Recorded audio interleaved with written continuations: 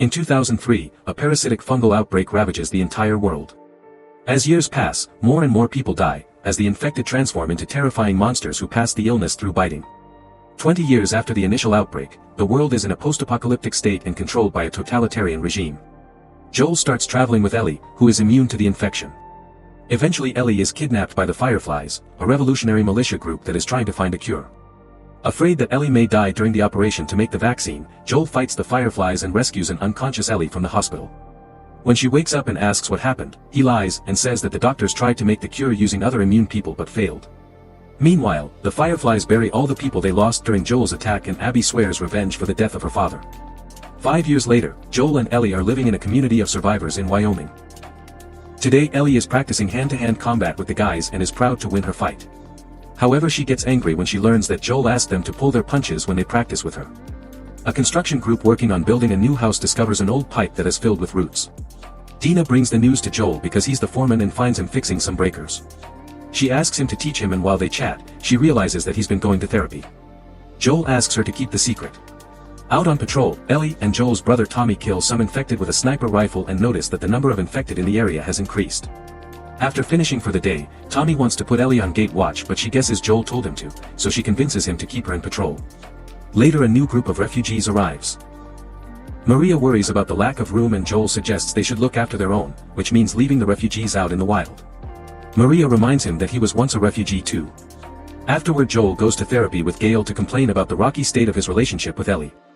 Gail points out that Joel has been going in circles for the last few sessions and should just tell Ellie the truth. To show an example of how honesty can heal. She admits that she hates Joel because he killed her husband Eugene. Then she asks him to say what he's afraid of saying, so a crying Joel says, "I saved her," before leaving. The next day, Ellie goes on patrol with other refugees, including her crush Dina. On the road they discover a trail of blood, so Ellie pushes ahead while ignoring the warnings from the others. Dina follows her and together they find the bodies of a bear and several infected. It seems they killed each other in a fight. There's blood on the wall of an abandoned market that indicates there may be a surviving infected inside, so the duo goes in to investigate. When they approach a window, they hear some noises that indicate there are two infected. The girls split and Ellie finds an infected first. She jumps on its back and stabs it until it falls dead. Dina joins her after killing the other one, and on their way out, Ellie steps on a deteriorated floor area that breaks and makes her fall. While Dina searches for an exit, Ellie looks around and finds an infected. She gets her gun ready and yells at the creature, who quickly runs away. Ellie goes after it and the infected tries to attack from behind, but she hears it and opens fire. The monster dodges it and attacks Ellie from the side, managing to bite her stomach in the struggle. Thankfully Ellie has a second gun and uses it to kill the infected. When Dina finally finds her, Ellie makes sure to hide her injury.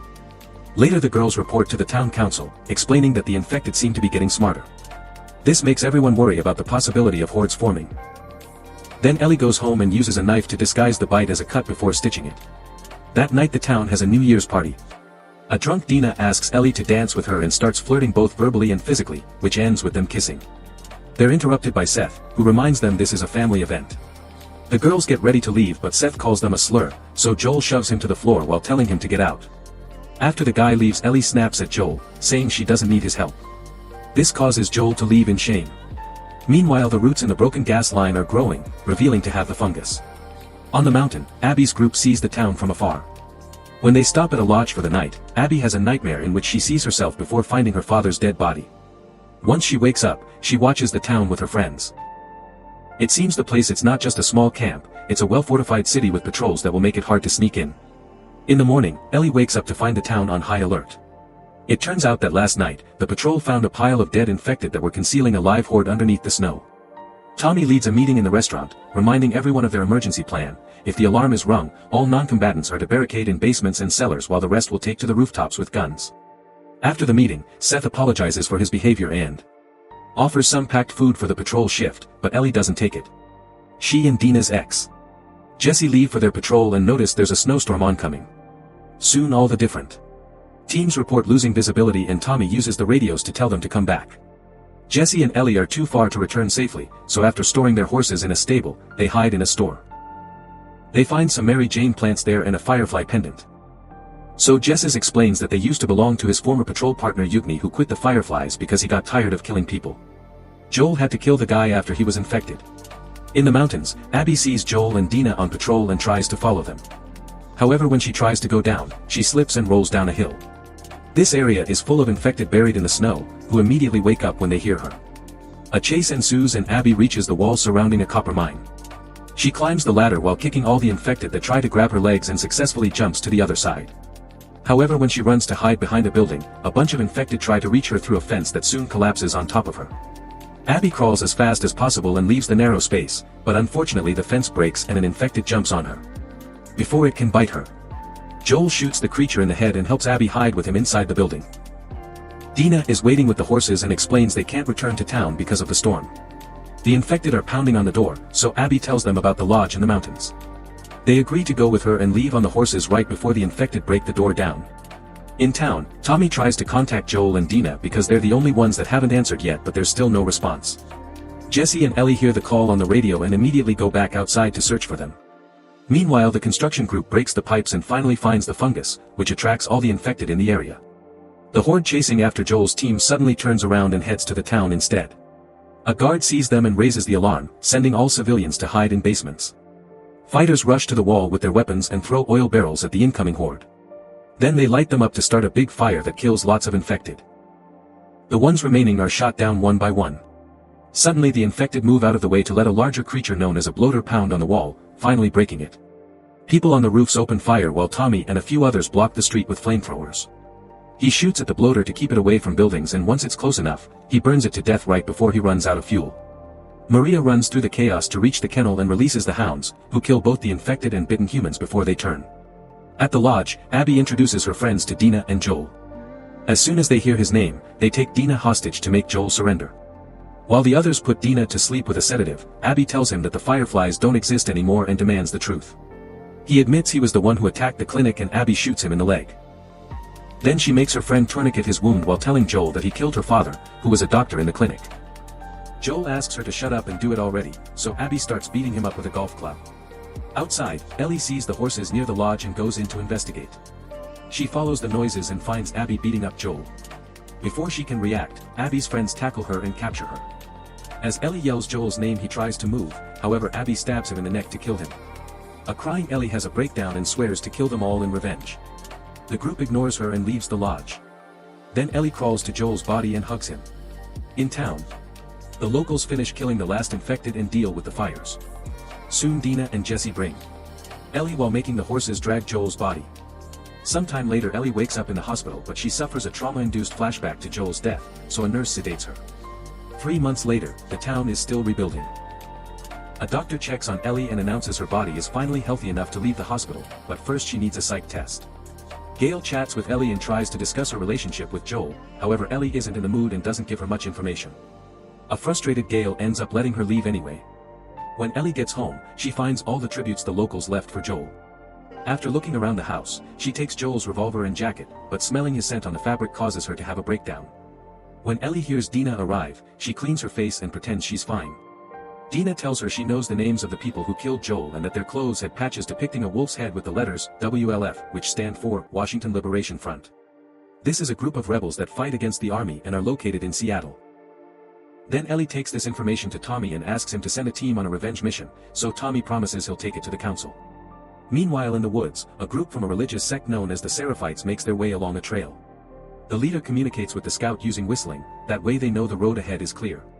The leader's daughter asks him why the prophet won't protect them, so her dad explains that the prophet isn't magic. She died some time ago and they only get to carry her philosophy. Suddenly the scout sends a warning whistle that means wolves are coming, so everyone rushes to hide. The next day the council discusses whether they should send out a team to hunt down Joel's killers. Many people argue against it, pointing out that they can't spare anyone when they're still rebuilding and need security at the wall. Seth shocks everyone by voting in favor of avenging Joel. Ellie has prepared a whole speech and explains that this isn't about revenge, it's about justice. It gets her some support, but in the end the vote against the plan wins. Refusing to give up, Ellie rushes home and starts packing to leave alone. Dina visits her and surprises her by saying she's coming too. She's even prepared a safe route on a map. In the middle of the night, the girls meet with Seth, who brings them a horse and better weapons. Ellie shakes his hand before they leave. In the morning, they stop by Joel's grave and Ellie gets to say goodbye by leaving some coffee beans. For the next few days, the girls ride the horse to travel and keep themselves entertained with road games or stories. One night they stop to camp because of the heavy rain, and they finally discuss the kiss. At first they agree it was just a drunk thing that meant nothing, but before falling asleep Dina says she hadn't been that drunk. When their travels continue, the duo finds the dead body of the religious scout. They see the symbol of his organization but don't recognize it, and the bullets indicate he wasn't killed by the army. Dina searches the bushes only to quickly come back and vomit. When Ellie takes a look, she's horrified to discover the bodies of the whole religious group, including the young girl. She can't help wondering if Abby's people did this. Sometime later they finally make it to Seattle and are surprised by how quiet it is. Meanwhile in the Space Needle, a soldier gives an all-clear signal on the radio. Then a huge group of wolves with armored vehicles marches through the city. A flashback shows an army team patrolling the Seattle quarantine zone. Suddenly the van was surrounded by a group of wolves led by Hanrahan. Sergeant Isaac leaves the van with a private and confirms Hanrahan's identity. Then he throws 2 grenades inside the vehicle and closes the door, killing the rest of the soldiers. After shaking hands with Hanrahan, Isaac asks the private to make a choice. In the present, the girls stop at a pharmacy for supplies and Dina takes a moment to go to the bathroom. Then they continue their journey, finding tons of bodies and abandoned army vehicles along the way. When Dina takes a look with her binoculars, she notices the letters WLF on a satellite dish on top of the TV station. They agree to strike at night and hide inside a music store for now. Ellie finds a guitar and plays a song for Dina. In an abandoned restaurant kitchen, Isaac is heating a pan for torture. His prisoner is a member of the Seraphites group that Isaac mockingly calls Scars, and his wounds show he's been tortured for a while. Isaac burns him with the pan to try to get him to talk about the Scars' next attack, but the guy just keeps praying and even offers his hand for the next round. Realizing this man won't talk, Isaac kills him with a shot. That night, Ellie and Dina enter the TV station by climbing through a broken window. As they walk down the corridor, they find the dead body of a wolf with arrows on his chest. In another room, they're horrified to discover dead mutilated wolves hanging from the ceiling and Dina vomits. There's a blood graffiti that says, "Feel her love," with the symbol they saw in the woods, which means this was done by the religious group. Hearing some static, Dina grabs a radio from one of the bodies and turns it off. At that moment the girls hear the wolves coming so they hide. The soldiers come in and start gathering the bodies. They're eager to kill the Scars that did this even though Isaac told them to capture them alive. Ellie manages to sneak out of the room and tries to open a window to no avail. When a soldier follows the noise, she tackles him from behind and starts choking him. Soon another man comes to rescue his friend but he's shot first by Dina. While Ellie stabs the first soldier's neck to kill him, Dina shoots the window. Now the girls can climb down the emergency stairs and escape right before the soldiers open fire. After lots of running, the girls open the door to the transit tunnel. It's blocked by debris but there's a passage big enough for them to crawl through. However, the soldiers can't follow them because they don't fit. Eventually the girls make it to the subway tunnel, but unfortunately the soldiers find another entrance and start throwing flares to find them. The flames activate some of the fungus, and soon a horde of infected emerges from the tunnels. While the soldiers fight with open fire, Ellie and Dina hide in the train, which is full of skeletons. The infected are coming after them, so the girls quickly cross cars and lock the door behind them. More infected start breaking the windows and reach inside for them. Ellie shoots at them while Dina opens the emergency hatch on the ceiling. They support each other to climb out and now they can run on top of the train to reach the fence. They climb over it and take the broken escalator right before the infected could reach them. The front gate is quite rusted and the girls have trouble moving it. Suddenly an infected appears behind Dina and when it's about to bite, Ellie offers her arm and gets bitten instead. Dina uses the chance to kill the creature and then they finish moving the gate. By the time the fence breaks and the infected reach the gate, the girls are already outside. Afterward the girls hide inside a theater and barricade the door. Dina gets her gun ready to kill Ellie, who has no choice but to reveal she's immune. When Dina doesn't believe her, Ellie proposes that she can go to sleep and Dina can keep watch with the gun pointed at her. If she turns, she's allowed to kill her. If she wakes up the same, it's proof of her immunity. A few hours later Ellie wakes up and shows Dina her bite wound, which doesn't have any signs of fungus. A crying Dina admits that she's pregnant and drops her gun. Overcome with emotion, the girls kiss and end up getting dirty on the floor. The next morning Dina realizes that Ellie's tattoos are meant to cover up previous bites. She then explains she knows she's pregnant because she took several pregnancy tests at the pharmacy. At that moment the radio that Dina stole reports a retreat after the attack in the subway. The voice mentions one of the names from Abby's group being based in the hospital. The girls rush to an upper floor and notice smoke from an armed conflict near the hospital.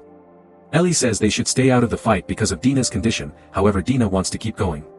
Meanwhile at the hospital, Hanrahan bursts in to find several wolves standing guard in front of the sealed entrance to the basement. Then she meets Sergeant Elise and interrogates her about her decision to kill several of her own men, including her son. Elise explains she was leading an operation to clear the hospital of infected, including the basement which was ground zero for the outbreak in Seattle. The team found fungus in the walls but also in the air, so everyone was immediately infected. Elise's son called her and asked her to seal the door to prevent the team from escaping after transforming. Hanrahan agrees that was the right thing to do and offers her condolences. In the theater, Dina tries to figure out the wolves' movements based on radio broadcasts so they can find a safe path to the hospital. She finds a route that will take them through a warehouse and Ellie guesses that the area is not monitored because it's filled with infected. However, they have no other choice. As the girls cross the city, they discover a pile of dead Seraphites below a mural of their prophet. Dina almost throws up and Ellie offers to take her home again.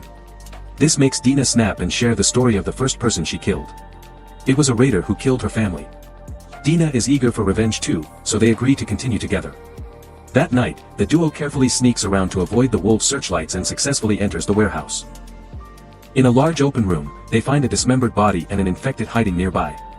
The duo starts making a plan of attack, only to discover there are many more infected surrounding them from every direction. Ellie tells Dina to hide while she takes on the infected directly and kisses her before splitting. Dina rushes to hide in a cage and shoots the infected that get too close, but soon he runs out of ammo and the creatures start breaking the cage. Ellie also shoots as many monsters as possible, however there are too many of them and she gets tackled to the ground. Suddenly someone opens fire from the shadows and kills so many infected that the survivors run away. When the person comes closer, the girls discover it's Jessie. The trio leaves the warehouse and the searchlight immediately finds them, so Jessie shoots at a few soldiers while they run. They manage to hide in the park and the wolves don't follow them, which means there must be something dangerous there. As they sneak around, Jessie explains that Tommy is in the city too. Suddenly they hear some whistling and discover that the Seraphites are in the park. They've captured a wolf who tries to offer information in exchange for his life. However, the group hangs him and disembowels him with a sickle. At that moment someone whistles to give away the teen's location and an arrow lands in Dina's leg. Ellie orders Jessie to take Dina to the theater while she leads the Seraphites away. A chase ensues and Ellie has to dodge arrows as she runs. When she sees a tree with huge roots, she hides inside and the Seraphites lose track of her. After they leave, Ellie sneaks out of the park and discovers she's near the hospital.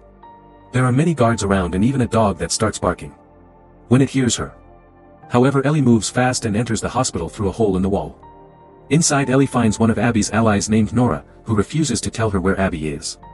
Nora throws a container of rags at Ellie and runs away while yelling for help.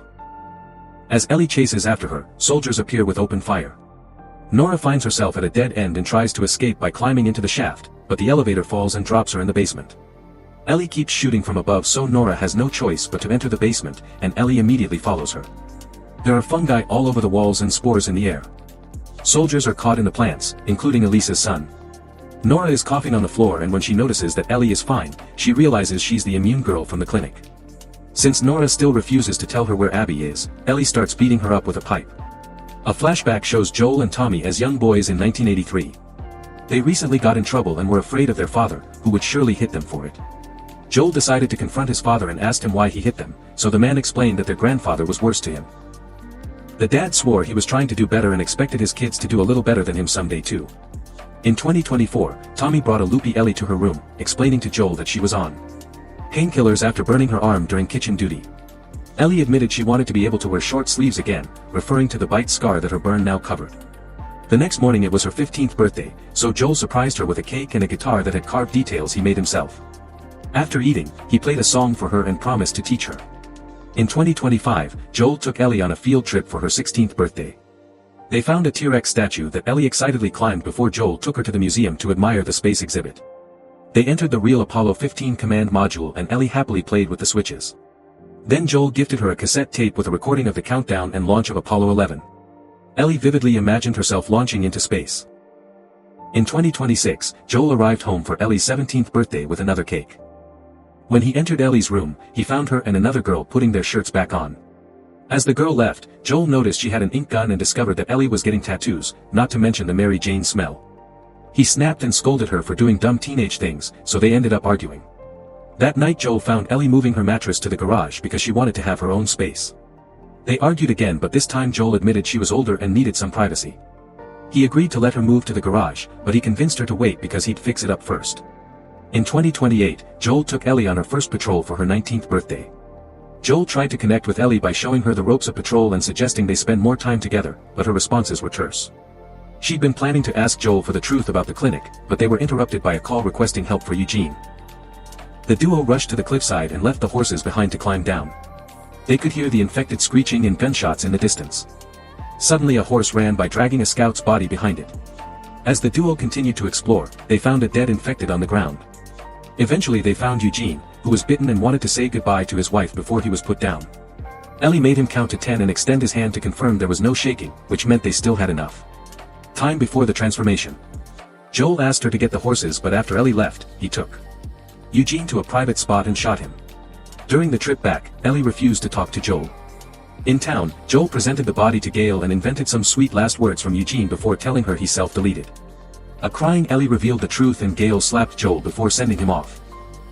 9 months later, after the New Year's party, Ellie brought up the Eugene issue again and wondered if Joel lied about the clinic too. This time Joel finally admitted the truth. There were no other immune people and he took Ellie because the operation would have killed her. Ellie got furious because she thought that had been her purpose and he took it from her. Joel said that he would do it again because he loved her in a way she could never understand. He could only hope that one day she could be a little better than him with her own kids. In the present, Jesse takes care of Dina's arrow wound. He uses alcohol to disinfect it and asks her to drink a bit to deal with the pain, but she refuses without telling him why. Moments later Ellie comes back and is relieved to find Dina resting well. While Dina takes care of her girlfriend's wounds, Ellie explains that Nora mentioned Abby's location as a word she couldn't understand. It sounded like whale or wheel. She admits she left Nora to die and is scared of how easy it was. Then she tells Dina everything about the cure and the clinic incident. Dina doesn't know what to think and announces they should go home before turning away from Ellie. The next day Dina gives Ellie her bracelet as a good luck charm. Then Jesse and Ellie leave for the bookstore, where they're supposed to find Tommy. During their walk Jesse reveals he knows that Dina and Ellie are a couple now and wonders why Dina kept refusing alcohol. Ellie refuses to say anything but Jesse keeps talking until he guesses Dina is pregnant with his baby and complains about his child being stuck in a war zone because of Ellie. Moments later when the duo tries to take shelter from the rain, they hear gunshots and rush to hide. They watch how some wolf soldiers surround a Seraphite boy and take his clothes off to prepare him for torture. Ellie wants to help him, but Jesse forces her to leave with him because they're clearly outnumbered. At the wolves' base camp, Elise and Isaac discuss their next plan. Some officers are supportive but others seem to be against it. They also discuss Abby and her friends because they haven't heard from them in a while. Isaac is suspicious that all of Abby's crew has disappeared and admits he wants Abby to take his commanding role if he dies. However, Elise thinks that Abby buggered off and this isn't her fate. At the bookstore, Ellie and Jesse can't find Tommy. Ellie sees a children's book and grabs it for Dina. Then Jesse reveals he's in love with another girl who left for Mexico and she even invited him to come along, but he refused because he wanted to stay with his friends and family. They're suddenly interrupted by the radio picking up a broadcast from the wolves at the marina reporting an ambush by a mysterious sniper. Thinking it may be Tommy, the duo rushes to the upper floor to watch the coast and find the direction of the sniper fire. Ellie notices a Ferris wheel and whale mural on the aquarium, realizing that's what Nora meant. She wants to go after Abby but Jesse thinks Tommy is the priority and reveals he voted against this mission. An argument ensues and they end up splitting. Under the heavy rain, Ellie arrives at the docks and watches Isaac and her soldiers leave on boats for a nearby island. She gets on a boat too and tries to reach the aquarium, but the storm is making the waves too strong and they turn her boat over. Eventually she reaches the shore and the Seraphites immediately capture her. Ellie tells them she's not a wolf, however they hang her up anyway. When they're about to kill her, the Seraphites hear the alarm echoing in the village and run away after dropping Ellie. Afterward Ellie gets back on the boat and heads to the aquarium again while watching the explosions on the island, meaning the wolves have attacked the Seraphite village. When Ellie reaches the aquarium, she climbs to the roof and enters the building through a broken skylight. Many objects indicate that a few people live here. She follows some footprints and finds Mel and Owen, who are discussing their plan to leave with Abby. Ellie reveals herself and holds them at gunpoint while asking them to point on the map where Abby is. Owen pretends to reach for the map but grabs a gun instead, so Ellie immediately shoots him. The bullet passes through Owen and wounds Mel, who collapses. A desperate Mel opens her jacket and reveals she's pregnant, so she asks Ellie to open her stomach and retrieve the baby before she dies. Once Ellie has a knife, Mel tries to tell her what to do but she uses medical terms that Ellie doesn't understand. In the end Mel dies. And so does the baby, so Ellie has a breakdown. At that moment she's found by Tommy and Jesse, who quickly take her back to the theater. Moments later while the group is looking at a map to find a safe way home, they hear some noises in the lobby. They run to check and Jesse is immediately shot in the head. Ellie hides but then she hears Abby's voice telling her to come out or she'll shoot Tommy. When Ellie comes out, Abby opens fire. A flashback then reveals that all this time, Abby has been overseeing the Seahawks Stadium, which contains a massive compound for the wolves.